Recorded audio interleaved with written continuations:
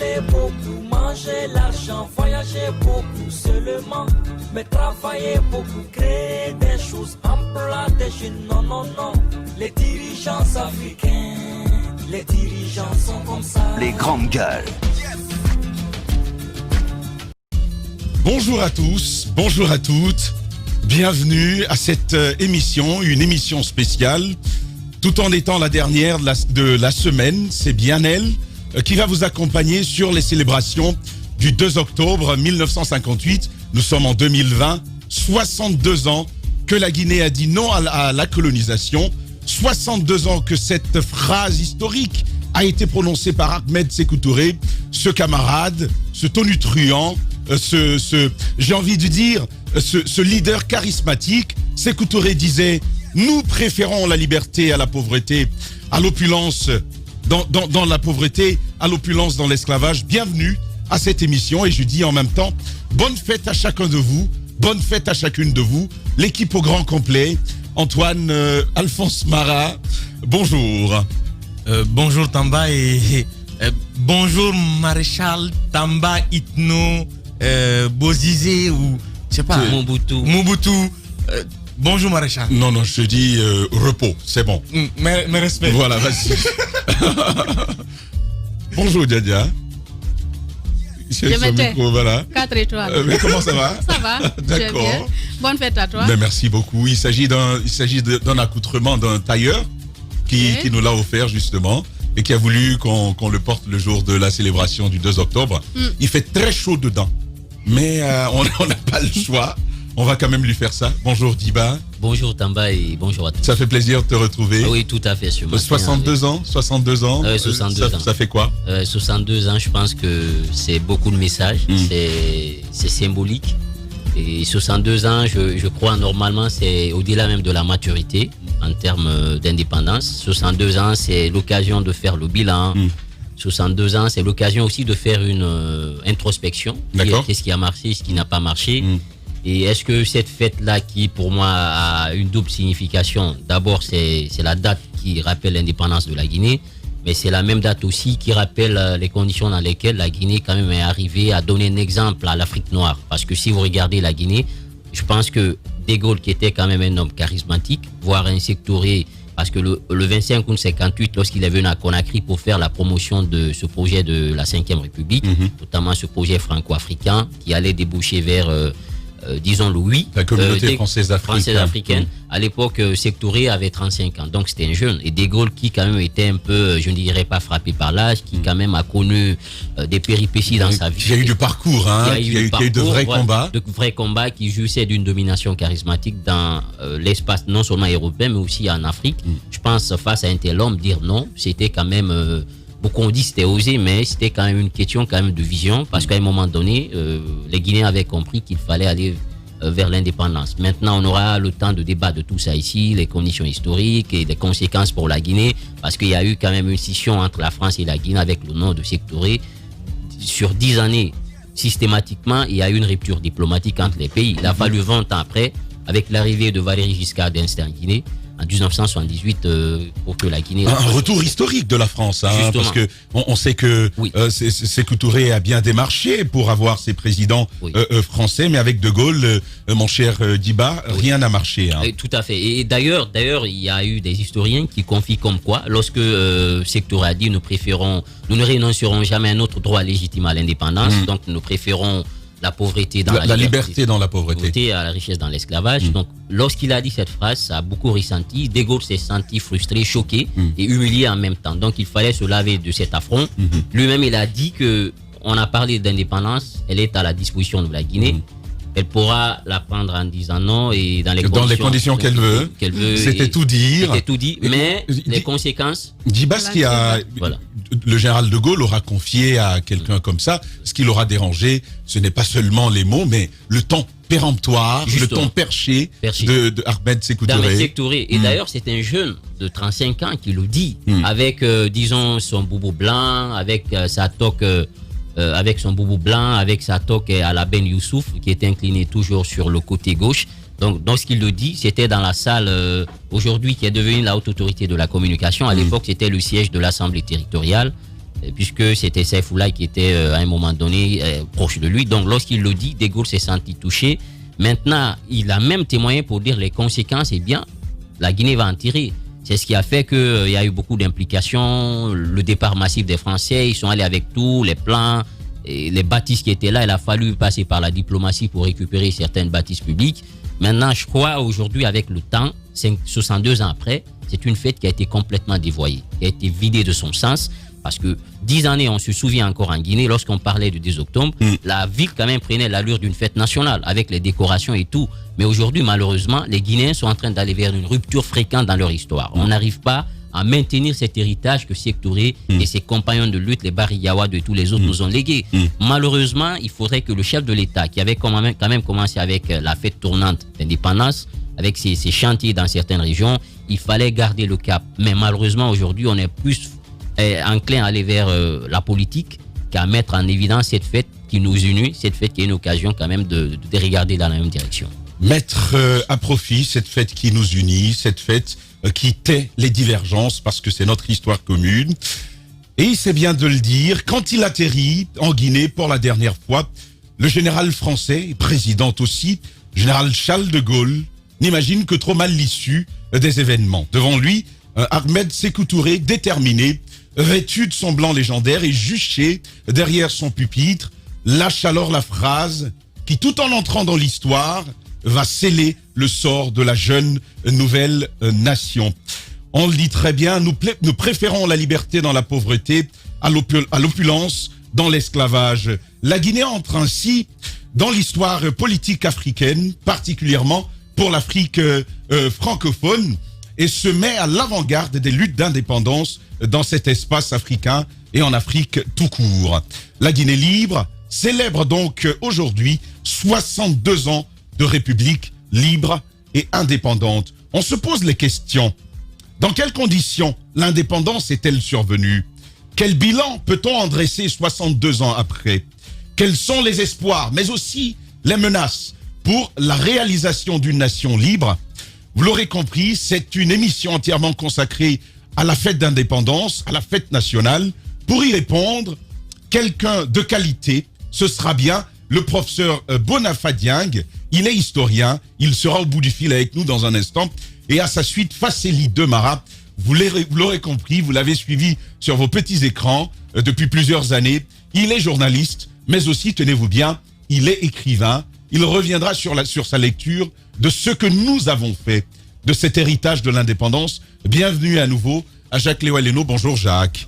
Bonjour Tamba et bonjour à tous. Bonjour au peuple de Guinée, bonne fête. Ah ben merci, très belle entrée. On va revenir à vous, Moussa Hiro. Est-ce que finalement il y a cette fête-là, vous, avec le recul que vous offre l'histoire, parce que vous n'y étiez pas, comment lisez-vous tout ça à partir de 58 jusqu'à ce moment? On a entendu l'avis de Djiba Milimouno. Oui, bien entendu. Bonne fête à tous les Guinéens. Je pense que on devrait célébrer ce 2 octobre. Il y a cette fierté qu'on n'oublie pas, et il y a ces grands hommes qu'on n'oublie pas qui se sont battus. Il y a le travail des syndicalistes, notamment Ahmed Sékou Touré et les autres, mais aussi ces autres personnes, toutes ces grandes personnalités qui se sont battues aux côtés de l'homme pour que la Guinée puisse accéder à son indépendance. Il y a cette fierté qu'on a d'avoir dit non en premier à De Gaulle. Ça fait que la Guinée est partie très loin. La Guinée a été connue à travers le monde. Je me rappelle de cette photo d'Ahmed Sékou Touré qu'on peut voir au rez-de-chaussée au niveau du Bundestag allemand. Quand vous y entrez, la photo elle est là, imposante. Dès que vous y entrez, parce que c'est le seul homme noir qui est là, ça rappelle en tout cas ce combat qui a été mené. Donc en fait c'est le fait, ce qui peut marquer la Guinée, c'est le double sens que ça peut donner. Aujourd'hui, je pense qu'on a besoin d'informer la jeune génération, que les gens sachent ce qui a été fait, le combat qui a été mené, mais ce qui a permis aussi avec le temps de durcir l'homme. Parce que ici, quand on parle de Sékou Touré, il y a certains qui voient un héros, il y a d'autres qui voient un tyran, mais qu'est-ce qui s'est réellement passé? Djiba a un peu planté le décor par rapport à à la rupture difficile. Hier, nous avions comme invité dans notre journal un responsable du Parti socialiste, du Parti communiste français qui rappelait un peu l'historique, la rupture dans la douleur entre la France et la Guinée, et cet abandon, cette volonté d'éteindre le pays après le non, bien entendu, de 1958, parce que De Gaulle, il faut le rappeler, il l'a jamais pardonné. Oui. Il n'a jamais pardonné à Sékou Touré, au peuple de Guinée, ce non, parce que les gens, ils ont tout pris, les ampoules, au niveau du bureau, les fonctionnaires qui étaient là, qui sont partis avec tout, qui ont brûlé les archives. Le monsieur nous a parlé même de stock de médicaments qu'on a brûlés. Et par la suite, ce combat qu'on a mené de façon souterraine pour vouloir déstabiliser le pays, notamment en organisant des coups d'État, en introduisant de fausses monnaies, et en captant des personnes, en manipulant des Guinéens qui étaient à l'étranger. Ça a durci l'homme, ça l'a radicalisé, et nous avons connu ce que nous avons connu. Et c'était vraiment une histoire difficile. Ça a fait que le pays s'est renfermé sur lui-même. On a vécu en autarcie malgré tous les efforts qu'on a fait, que Sékou Touré a fait pour que la Guinée puisse, émerger. C'était difficile d'avoir la France sur le dos. Et on a connu malheureusement ce qu'on a connu, le fameux Camboiro, où on a perdu beaucoup de personnes avec de vrais, mais aussi de faux complots. Ces complots qui ont terni quand même l'image de la Guinée et qui ont fait qu'on a perdu d'éminents cadres qui pouvaient aider ce pays à aller de l'avant. Donc, il y a ces deux côtés qu'il faut enseigner à la jeune génération, qu'on ne veuille pas mentir, qu'on ne veuille pas cacher l'histoire à ces jeunes, qu'on sache que oui, Sékou Touré, quoi qu'on veuille, quoi qu'on dise, il ne faut pas se voiler la face. C'était une personne charismatique, mais qui, avec, le poids de la France sur le dos, qui s'est radicalisé, qui est vraiment devenu dur avec le temps, qui en a fait un peu trop parce qu'il n'avait pas beaucoup de marge de manœuvre. Il en avait finalement, si l'on vous suit, Moussa Hiro, il en avait finalement besoin pour survivre. C'était une lutte pour la survie, Sékou Touré, que vous nous décrivez. Écoutez, je ne peux pas dire forcément qu'il en avait besoin pour survivre, mais il faut dire qu'il était acculé. Il était acculé et ça radicalise les gens. Il s'est radicalisé. Je pense que peut-être avec un peu de sursaut, il aurait pu faire avec un peu de raisonnement, en tout cas pour distinguer le vrai du faux. S'il y avait par exemple une vraie justice pour pouvoir juger, pour pouvoir faire la différence entre les comploteurs et ceux qui ne le sont pas. Mais pratiquement, il y a eu beaucoup d'innocents qui ont péri dans ça. Et ça, vous le savez, il y a des associations qui existent aujourd'hui. Il y a des parents des victimes qui ne peuvent pas forcément le pardonner. Et on peut le comprendre. Mais qu'est-ce qui pourrait permettre à ce que la Guinée puisse s'unifier à nouveau, qu'on puisse se comprendre, que ces parents de victimes-là puissent, par exemple, avoir enlevé ce poids sur le cœur, c'est peut-être de faire en sorte qu'il y ait une certaine justice, qu'il puisse y avoir une conférence nationale, que les gens se parlent, qu'ils se disent la vérité, qu'on sache qu'on ne peut pas effacer juste comme ça une page de l'histoire. Il faut qu'on se dise la vérité parce que les parents des victimes ne pourront pas oublier tant que justice ne leur sera pas rendue. D'autant plus qu'il y a des gens qui ont la volonté d'effacer des pans de l'histoire de la Guinée. On a vu par exemple au niveau du pont Moussoudougu, aujourd'hui c'était le pont 8 novembre, parce qu'il y a eu des pendus là-bas. On a déplacé le pont. On a vu ce qui s'est passé au niveau du camp Boiro aujourd'hui, qui est devenu le camp Kamayenne.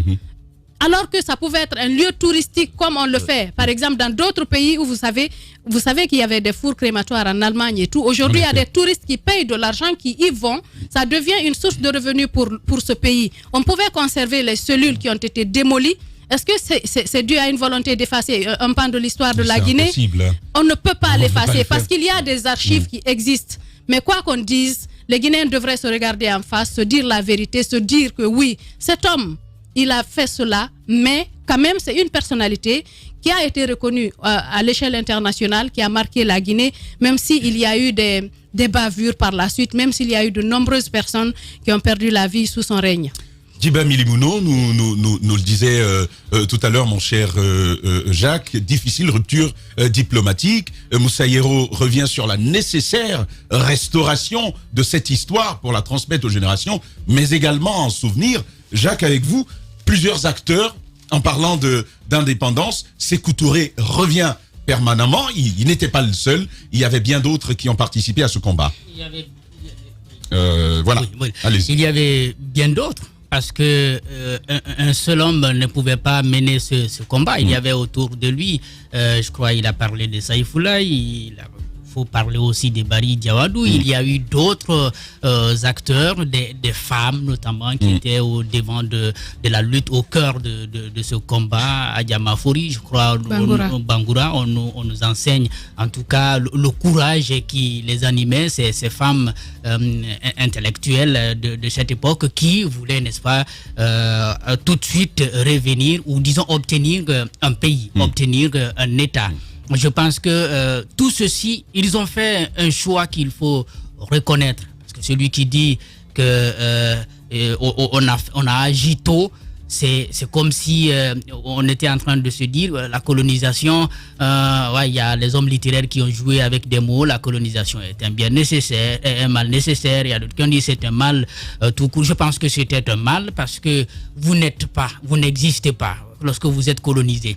Vous n'existez pas et finalement vous n'êtes rien, vous n'êtes presque rien parce que vous n'êtes pas français, parce que vous êtes colonisé par la France bien sûr, mais on ne vous appelle pas français, vous n'avez pas d'identité. Je pense que l'indépendance doit d'abord être perçue sur cet angle-là, le fait de retrouver une identité, d'avoir une identité à nous pour qu'on puisse nous désigner Guinéens. Je pense que ça, c'est quelque chose qui doit rendre tout le monde fier. Sinon, et bien entendu, il y a des pays qui sont restés longtemps dans la colonisation et jusqu'en 1960, certains jusqu'en 1970.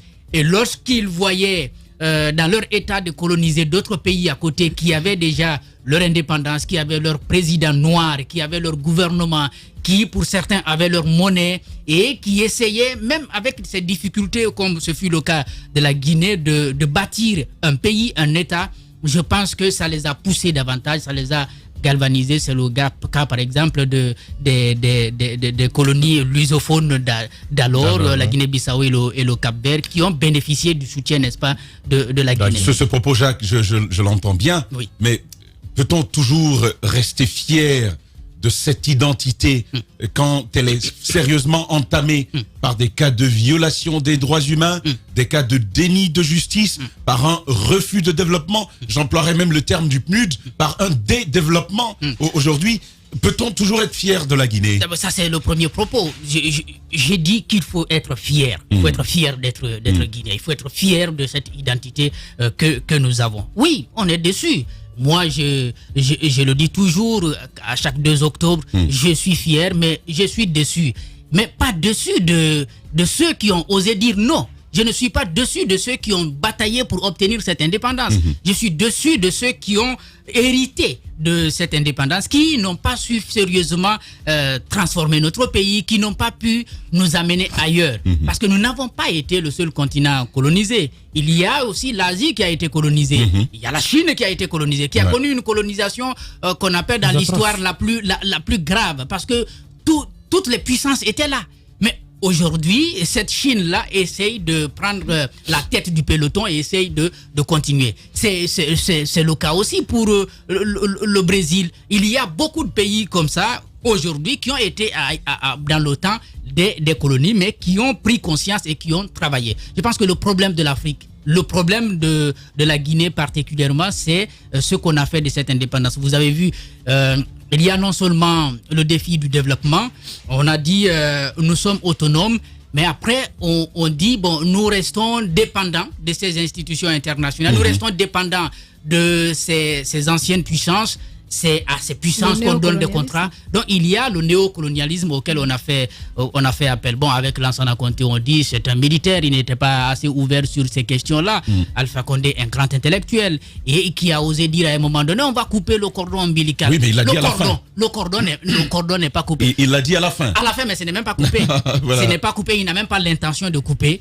Nous n'avons pas suffisamment de... Les grandes gueules. Comme on le dit, de courage, je ne veux pas parler de couilles, pour, n'est-ce pas Tu peux en parler. Tu l'as déjà dit. C'est les indépendances, Jacques. Des tennis, véritablement. C'est les indépendances, c'est la liberté, tu peux dire couille. Voilà, mon cher Alphonse, la Guinée indépendante, c'est aussi la Guinée de plusieurs rendez-vous manqués. Au plan culturel, nous avions quand même nous étions à l'avant-garde. Aujourd'hui, nous sommes carrément à l'arrière-garde. Au plan industriel, au plan économique, au plan monétaire, au plan institutionnel, la Guinée, finalement, on a reculé partout. Rendez-vous manqué, moi je dirais déficit de conservation des acquis. Ce pays qui a obtenu difficilement son indépendance, Guiba est revenu là-dessus. Quand on a demandé à la France de nous rendre notre indépendance, ils ne se sont pas contentés de nous rendre notre indépendance. Ils ont coupé carrément tout. Les vivres, même nos archives. La Guinée est allée sur la base de zéro. Quand j'entends aujourd'hui des gens dire aller de zéro pour réussir, la Guinée de Sékou Touré à l'époque est allée de zéro. Et de ces zéros, quelques coopérations qu'il est parvenu à tirer, ils ont permis d'avoir une certaine stabilité industrielle. En effet. Du côté agriculture, surtout la culture aussi. Mais ce qui a manqué, c'est que quand Sékou Touré est décédé, il faut le dire, on l'a acculé, Djadja l'a dit, on l'a acculé autant. Ça a fait de lui l'homme qu'il est devenu finalement. Ce leader qu'il était avant et ce leader qu'il a fini par devenir.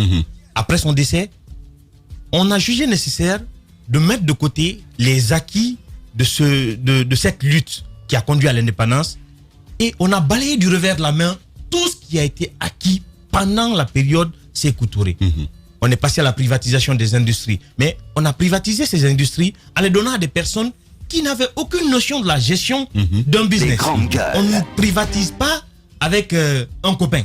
Et c'est ce qui a été fait. Mais est-ce que le souci finalement après Sékou Touré, est-ce que le souci ce n'était pas cette volonté de rendre au peuple la liberté qu'il avait trop demandé?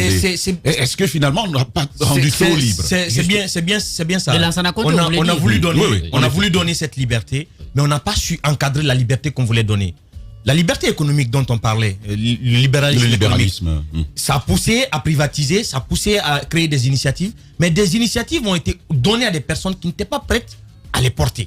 Voilà pourquoi nos industries sont allées à fermer. Oui, mais au-delà des industries, l'État était-il suffisamment organisé pour gérer tout ça? Préparé. Est-ce qu'on était suffisamment préparé à prendre la relève? Parce qu'on a changé le système administratif complètement. Quand on a migré vers ce pseudo-capitalisme pour sanctionner le libéralisme de Sékou Touré, on a tout abandonné. Le socialisme de Sékou Touré, on a tout abandonné. Au point même d'abandonner des valeurs et des cultures. Voilà, nous vous le disions tout à l'heure, quand il atterrit en Guinée pour la dernière fois, le général français Charles de Gaulle n'imagine que très peu l'issue des événements. Et devant lui, Ahmed Sékou Touré, déterminé, vêtu de son blanc légendaire et juché derrière son pupitre, lâche alors la phrase qui, tout en entrant dans l'histoire politique d'Afrique, a comme scellé le sort de la jeune nation libre. L'indépendance proclamée ce 2 octobre 1958 propulse alors le territoire des rivières du Sud à l'avant-garde des luttes d'indépendance en Afrique francophone et en Afrique tout court. La Guinée libre célèbre donc aujourd'hui 62 ans de république indépendante. Et on se pose les questions. Comment l'indépendance est-elle survenue? Quel bilan peut-on en dresser aujourd'hui? Quels sont les espoirs, mais aussi les menaces après 62 ans de liberté? Nous avons pour répondre à cette première manche, la manche d'histoire, maintenant au bout du fil, le professeur Boniface Dieng. Il est historien. Avec lui, justement, nous allons aborder de long en large la redite de cette belle histoire guinéenne. Professeur, bonjour. Les grandes gueules. Bonjour. Merci de vous prêter à nos questions de ce matin. Avec vous, Diba Milimouno, nous commençons. Voilà, professeur, et d'abord, bonne fête à vous et voilà, merci d'accepter notre invitation. On parle de cette fête d'indépendance. L'on se souvient, la Guinée avait dit le 2 octobre 1958 non à la métropole française. Et dites-nous concrètement, De Gaulle quand même qui était sorti pour faire une sensibilisation dans les pays africains, pour amener les pays africains à dire le oui, qu'est-ce qui a finalement amené les Guinéens à basculer vers le non? Comment tout cela a été préparé en Guinée? Je vous remercie et je vous dis bonne fête, bon anniversaire et mes félicitations pour tout ce que vous avez eu à dire auparavant. Et je suis très heureux de constater que votre équipe est devenue elle-même des historiennes de la Guinée.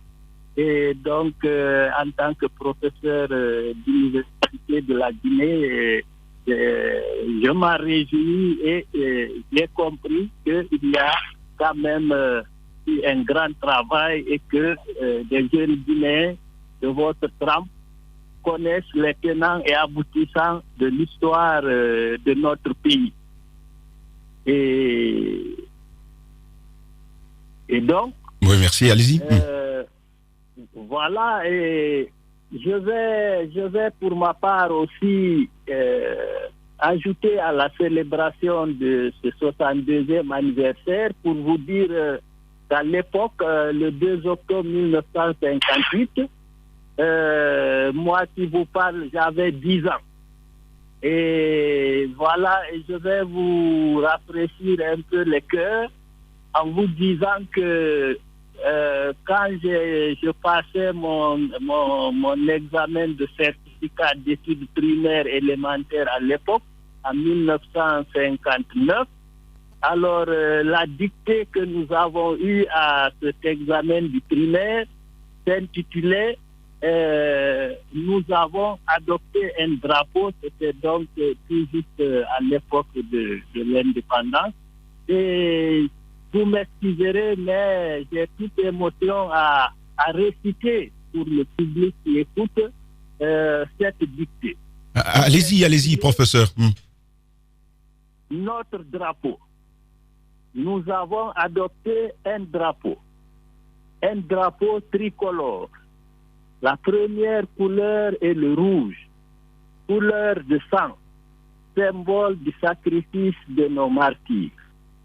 La deuxième couleur est le jaune, couleur de l'or de Guinée et du soleil d'Afrique. La troisième couleur est le vert, manteau sous lequel peinent nos 2 millions de paysans. Saluons notre drapeau. Sachons le tenir toujours haut du côté de la victoire. Voilà. Donc, ce texte mérite d'être récité en ce jour où nous sommes pour vous dire tout le sens, la portée et la majesté de l'événement et donc l'ambition, la détermination, le rêve que les pères fondateurs de l'indépendance avaient eu. Parfait. Et voilà pourquoi. Allez-y. Alors, professeur Dieng, je sais que vous aviez 10 ans, mais dites-nous dans quel contexte, surtout le nom, comment est-il survenu? Quelle était l'ambiance à l'époque? Est-ce qu'il y avait eu en amont une sensibilisation pour amener le peuple à choisir ce nom? Qu'est-ce qui s'est passé au-delà de Feu Ahmed Sékou Touré? Les autres leaders, comment se sont-ils organisés pour amener le peuple à voter à plus de 90% non au référendum? Bon, mais je crois qu'il suffit d'observer ce qui se passe aujourd'hui en Guinée, au moment où dans quelques jours, nous allons encore aller à un autre vote. Et c'est toujours, les votes sont animés bien sûr, évidemment, par des formations politiques. Et c'est dans ce contexte qu'il y avait, à l'époque, en Guinée, des formations politiques qui avaient déjà... qui s'étaient déjà installés, qui étaient nés et qui avaient grandi et qui restaient donc dans le mouvement de l'évolution historique de l'Afrique à l'époque. Et donc ce n'est pas du jour au lendemain que quelqu'un ou quelques-uns se sont levés pour parler de cela.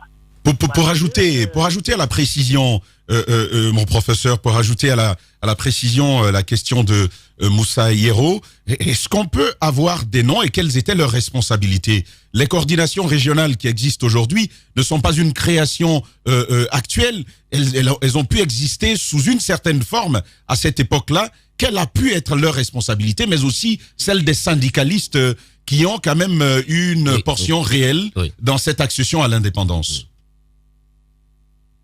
Bon, mais permettez que nous restions dans l'histoire et que nous parlions en historien.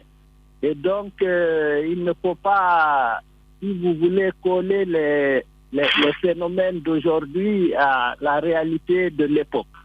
À l'époque, il y avait des partis d'obédience et de tendances politiques et idéologiques différentes en Guinée.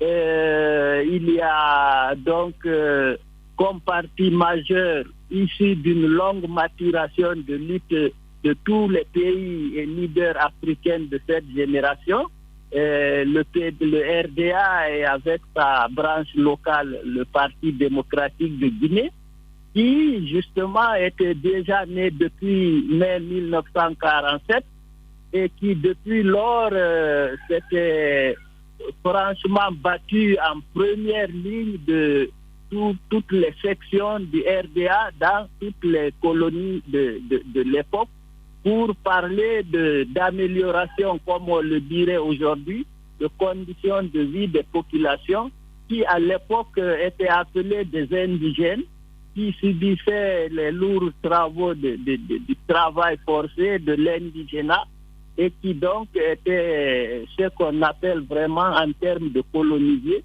des personnes qui n'avaient pas de droits et qui étaient exploitées férocement, à la fois par le colon en haut, mais à l'échelle locale en Guinée, par une véritable chefferie qui avait été installée par les colons et qui était le relais de l'administration et de l'exploitation coloniale sur les populations à la base, c'est-à-dire dans les villages, sur tout ce qui était là comme force de travail.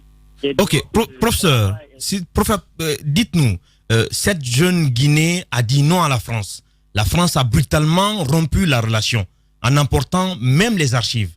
Comment cette jeune république avec de jeunes cadres a su se relever et construire ce qu'ils ont construit?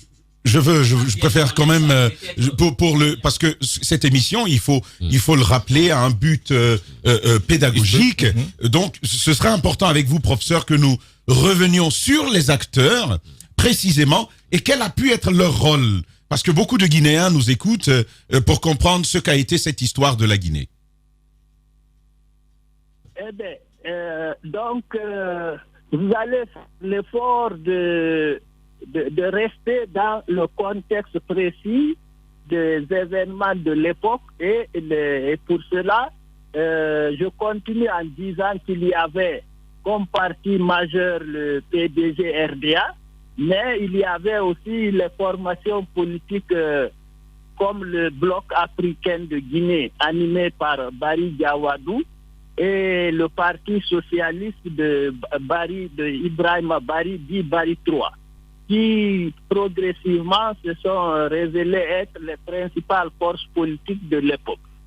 Et donc, le problème de l'accession de la Guinée à l'indépendance est venu justement trouver, si vous voulez, ces acteurs dans leur programme de revendication et de lutte à l'époque, quand donc le général de Gaulle a décidé vraiment de sortir et de venir faire le tour des colonies pour proposer sa constitution de la 5e République et dans laquelle le problème des colonies était devenu un abcès à crever.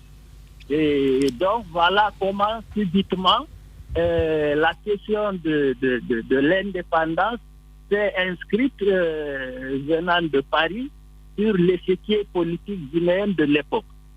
Et que cela d'ailleurs a fait qu'il y a eu, si vous voulez, une sorte de précipitation dans le sens même chimique du terme, et qui a fait que des acteurs de la scène politique à l'époque qui étaient un peu dans le jeu politicien, donc de concurrence et souvent d'adversité, ont dû à un moment se réveiller quand il a été annoncé que l'occasion était offerte pour accueillir et gérer le référendum du 28 septembre.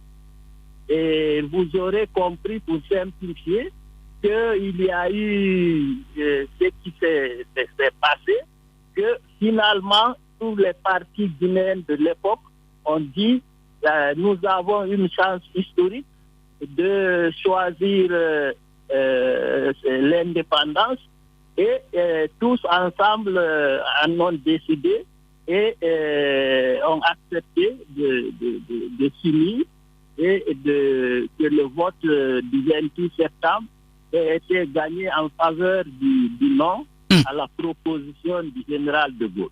Alors, à l'intérieur du pays, qu'est-ce qui finalement a amené cette précipitation? Parce que, vous l'avez très bien dit, c'était la communauté. Il y avait une certaine évolution à travers cette constitution de la 5e République.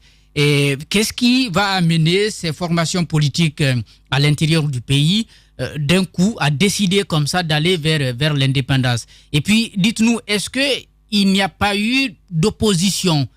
Vous parlez des 3 formations politiques. Est-ce qu'il y avait eu une vraie unité d'action pour aller vers l'indépendance et comment vous pouvez l'expliquer?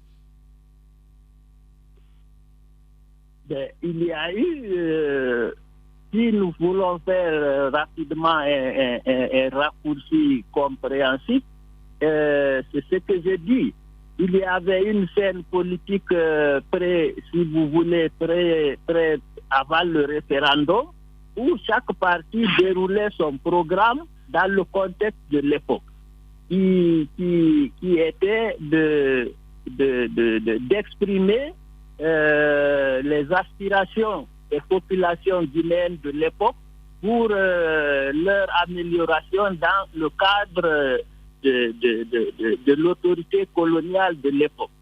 Et puisque vous n'allez pas, vous le savez, il y a eu en 1957 la loi cadre de Gaston Defferre qui avait déjà fait en sorte que chaque territoire avait eu un conseil de gouvernement territorial et que c'est à l'intérieur de ce conseil-là qu'il y avait eu auparavant des élections qui avaient fait que la scène politique de la Guinée était déjà campée et il y avait un parti largement majoritaire qui était le PDG, qui avait raflé pratiquement beaucoup de sièges, mais il y avait aussi des partis tels que ceux que j'ai cités qui étaient donc, comme on peut le dire aujourd'hui, une sorte d'opposition à l'époque. Justement, en parlant, professeur, en parlant de cette opposition à l'époque au début, il y a eu cette synergie d'action de toutes les formations politiques, même si on sait que le parti RDA, notamment dirigé par Feu Ahmed Sékou Touré, qui avait, je le rappelle, 36 ans à l'époque au lieu de 35. Même s'il y avait cette synergie autour du référendum pour obtenir le non, qu'est-ce qui s'est passé par la suite? Parce que il y a quand même eu cette cette radicalisation. Les leaders dont vous avez parlé, notamment Barry Diawadou, Barry Troua, ont tous perdu la vie par la suite à des complots.